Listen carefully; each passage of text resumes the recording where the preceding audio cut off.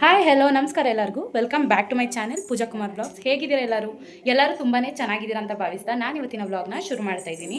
So ಇವತ್ತಿನ ವ್ಲಾಗಲ್ಲಿ ನಾನು ನಿಮಗೆ ಚಿಕನ್ ಸಾಂಬಾರ್ ರೆಸಿಪಿನ ಶೇರ್ ಮಾಡ್ಕೊಳ್ಳೋಣ ಅಂತ ಅಂದ್ಕೊಂಡಿದ್ದೀನಿ. ಇವಾಗ ಆಲ್ಮೋಸ್ಟ್ ರಾತ್ರಿ ಊಟದ ಸಮಯ ಹತ್ತಿರ ಬರ್ತಿದೆ. ಸೊ ರಾತ್ರಿ ಊಟಕ್ಕೆ ನಾನು ಚಿಕನ್ ಸಾರು ಸಿಂಪಲಾಗಿ ಮಾಡ್ಕೊತಾ ಇದ್ದೀನಿ, ಬೇಗ ಆಗಲಿ ಅಂತ. ಸೊ ನಾನು ಹೇಗೆ ಮಾಡ್ತೀನಿ ಅನ್ನೋದನ್ನು ಸಿಂಪಲಾಗಿ ಶೇರ್ ಮಾಡ್ಕೊತೀನಿ. ಸೊ ಬನ್ನಿ ನಾನು ಸಾಂಬಾರು ಹೇಗೆ ಮಾಡ್ತೀನಿ ಅಂತ ನೋಡೋಣ. ಹಾಗೆ ನಿಮಗೆ ಲಾಸ್ಟ್ ಬ್ಲಾಗ್ ಇಷ್ಟ ಆಗಿದೆ ಅಂತ ಭಾವಿಸ್ತೀನಿ. ನೀವು ನೋಡಿರ್ತೀರ ಲಾಸ್ಟ್ ಬ್ಲಾಗು, ನಾನು ನಮ್ಮ ಅಕ್ಕನ ಮೈಸೂರು ಅರಮನೆ ಝೂ ಎಲ್ಲದಕ್ಕೂ ಕರ್ಕೊಂಡು ಹೋಗಿದ್ದು ಆ್ಯಂಡ್ ನನ್ನ ಹಸ್ಬೆಂಡ್ ಆ್ಯನಿವರ್ಸರಿ ಗಿಫ್ಟ್ ಕೊಟ್ಟಿದ್ದೆ, ಎಲ್ಲನೂ ಶೇರ್ ಮಾಡ್ಕೊಂಡಿದ್ದೆ. ಐ ಹೋಪ್ ನಿಮಗೆ ಸ್ವಲ್ಪ ಆದರೂ ಇಷ್ಟ ಆಗಿರುತ್ತೆ ಅಂತ. ಸೊ ಅಪ್ಕಮಿಂಗ್ ಬ್ಲಾಗ್ಸ್ ಅಂತೂ ತುಂಬ ಎಕ್ಸೈಟ್ ಆಗಿರುತ್ತೆ ಅಂತ ಹೇಳ್ತಾ, ಇನ್ನೂ ಸಬ್ಸ್ಕ್ರೈಬ್ ಆಗಿಲ್ಲ ಅಂದರೆ ಪ್ಲೀಸ್ ಸಬ್ಸ್ಕ್ರೈಬ್ ಆಗಿ. ಹಾಗೆಯೇ ಈ ವಿಡಿಯೋ ಸ್ವಲ್ಪ ಆದರೂ ಇಷ್ಟ ಆದಲ್ಲಿ ಲೈಕ್ ಕಮೆಂಟ್ ಶೇರ್ ಮಾಡೋದನ್ನ ಮರಿಬೇಡಿ ಅಂತ ಹೇಳ್ತಾ ಇವಾಗ ಚಿಕನ್ ಸಾಂಬಾರ್ ರೆಸಿಪಿ ಆದಷ್ಟು ಬೇಗ ಮಾಡಿಬಿಡ್ತೀನಿ, ಬನ್ನಿ.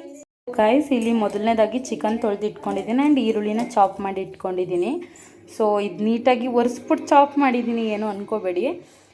ನೀಟಾಗಿ ಚಾಪ್ ಆಗುತ್ತೆ ಅಂತ ಕ್ಲೀನಾಗಿ ಒರೆಸ್ಬಿಟ್ಟು ಚಾಪ್ ಮಾಡ್ಕೊಂಡಿದ್ದೀನಿ. ಚಿಕನ್ ವಾಶ್ ಮಾಡಿ ಇಟ್ಕೊಂಡಿದ್ದೀನಿ. ಸೊ ಫಸ್ಟು ಚಿಕನ್ಗೆ ನೀರು ಎಲ್ಲ ಹೋಗಲಿ ಅಂತ ಹೇಳಿಬಿಟ್ಟು ಒಂದು ಒಗ್ಗರಣೆ ಕೊಟ್ಬಿಟ್ಟು ಇರ್ತಿದ್ದೀನಿ. ಆಮೇಲೆ ಮಸಾಲೆ ರುಬ್ಬೋದು ಹೇಗೆ ಅಂತ ತೋರಿಸ್ತೀನಿ. ಮೊದಲನೇದಾಗಿ ಇಲ್ಲೊಂದು ಕುಕ್ಕರ್ ಇಟ್ಟಿದ್ದೀನಿ, ಅದಕ್ಕೆ ಸ್ವಲ್ಪ ಆಯಿಲ್ ಹಾಕ್ತಿದ್ದೀನಿ. ಸೊ ಸಾಕು ಫ್ರೆಂಡ್ಸ್, ಈರುಳ್ಳಿ ಫ್ರೈ ಆಗುವಷ್ಟು ಆಯಿಲ್ ಹಾಕ್ಕೊಂಡ್ರೆ ಸಾಕು ಅಂತ ನನಗನ್ಸುತ್ತೆ.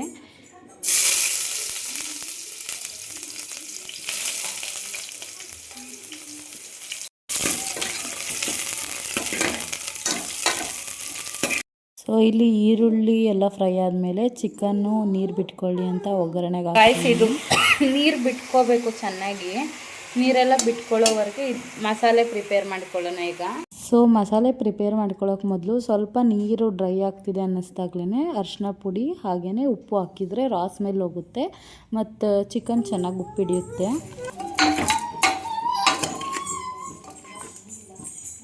ಸೊ ಗೈಸ್, ಇದು ಬಂದುಬಿಟ್ಟು ನಾನು ಸಿಂಪಲ್ ಚಿಕನ್ ಸಾಂಬಾರಿಗೆ ಮಾಡ್ಕೊಂಡಿರುವಂತಹ ಮಸಾಲೆಗೆ ಬೇಕಾಗುವಂತಹ ಸಾಮಗ್ರಿಗಳನ್ನ ಇಟ್ಕೊಂಡಿದ್ದೀನಿ. ಇಲ್ಲಿ ನೋಡ್ತಿರ್ಬೋದು, ಚಿಕನು ಎಲ್ಲ ನೀರೆಲ್ಲ ಹೋಗಿ ಡ್ರೈ ಆಗಿದೆ. ಇವಾಗ ಇದಕ್ಕೆ ಅರಿಶಿನ ಉಪ್ಪು ಹಾಕಿದ್ದೀನಿ. ಸೊ ಇವಾಗ ಚೆನ್ನಾಗಿ ಉಪ್ಪು ಹಿಡ್ದಿರುತ್ತೆ, ನೀರು ಹೋಗಿರುತ್ತೆ, ಸೊ ರಾ ಸ್ಮೆಲ್ ಹೋಗಿರುತ್ತೆ. ಇದೆಲ್ಲ ಹೋಗಿದ್ದಾದಮೇಲೆ ನಾನಿಲ್ಲೊಂದು ಮಸಾಲೆ ರುಬ್ಬಕ್ಕೆ ಪ್ರಿಪೇರ್ ಮಾಡ್ಕೊತಾ ಇದ್ದೀನಿ. ಇದಕ್ಕೇನು ಮಟನ್ ಸಾಂಬಾರು ಥರ ಎರಡೆರಡು ಮಸಾಲೆ ರುಬ್ಬೋದು ಬೇಕಾಗಿಲ್ಲ. ಚಿಕನ್ ಸಾಂಬಾರಿಗೆ ಒಂದೇ ಮಸಾಲೆ ಸಾಕು. ಸೊ ಎಲ್ಲ ಒಟ್ಟಿಗೆ ಹಾಕ್ಕೊಂಡು ರುಬ್ಕೋತೀನಿ ನಾನು. ಸಖತ್ತಾಗಿರುತ್ತೆ ಸಾಂಬಾರು ಮಾತ್ರ ಟೇಸ್ಟಿಯಾಗಿ. ಸೊ ಇದು ಬಂದುಬಿಟ್ಟು ಕಾಯಿ, ಚಕ್ಕೆ, ಲವಂಗ, ಶುಂಠಿ, ಬೆಳ್ಳುಳ್ಳಿ, ಕೊತ್ತಂಬರಿ ಸೊಪ್ಪು, ಟೊಮೊಟೊ, ಈರುಳ್ಳಿ. ಸೊ ಇದಿಷ್ಟನ್ನು ಹಾಕ್ಕೊಂಡು ನಾನು ಇದ್ರ ಜೊತೆಗೆ ನಮ್ಮ ಮನೇಲಿ ಮಟನ್ ಸಾಂಬಾರಿಗೆಲ್ಲ ಒಂದು ಪುಡಿ ಮಾಡಿಸ್ಕೊಂಡಿದ್ದೀವಿ ಅಂತಂದರೆ ಕೊತ್ತಂಬರಿ ಕಾಳು, ಹಾಗೆಯೇ ಹಚ್ಮೆಣ್ಸಿನ್ಕಾಯಿ ಅಂದರೆ ಗುಂಟೂರು ಮೆಣಸಿನ್ಕಾಯಿ ಬರುತ್ತಲ್ಲ ಅದು, ಖಾರದ ಮೆಣಸಿನ್ಕಾಯಿ ಮತ್ತು ಬ್ಯಾಡಗಿ ಮೆಣಸಿನ್ಕಾಯಿ, ಇದೆಲ್ಲ ಒಣಗಿಸಿ ಡ್ರೈ ರೋಸ್ಟ್ ಮಾಡಿ ಅದನ್ನು ಮಿಲ್ಲಿಗೆ ಹಾಕ್ಸಿ ಮಸಾಲೆ ಪುಡಿ ಮಾಡ್ಕೊಂಡಿದ್ದೀವಿ. ಸೊ ಅದನ್ನು ಹಾಕಿಬಿಟ್ಟು ನಾವು ಚಿಕನ್ ಮಟನ್ ಸಾಂಬಾರೆಲ್ಲ ಮಾಡೋದು. ಸೊ ಇವಾಗ ಇದ್ರ ಜೊತೆ ನಾನು ಅದನ್ನು ಹಾಕೋತೀನಿ ಫ್ರೆಂಡ್ಸ್, ನೋಡಿ.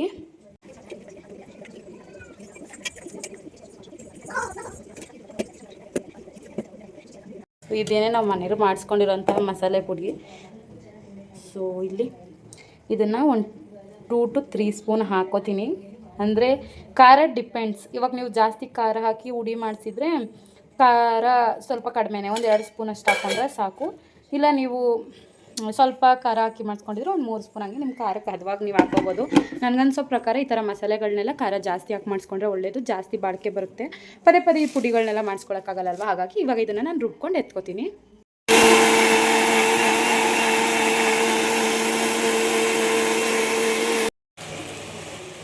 ಮಸಾಲೆನ ಇದಕ್ಕೆ ಹಾಕೋದಷ್ಟೇ.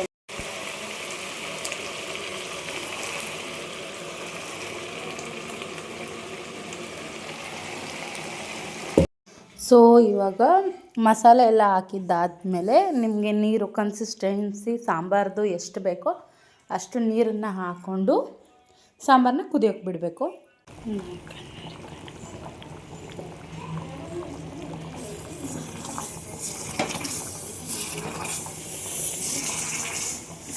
ಸೊ ಇದನ್ನು ನಮ್ಮ ಕಡೆ ದೃಷ್ಟಿ ತೆಗಿಯೋದು ಅಂತೀವಿ.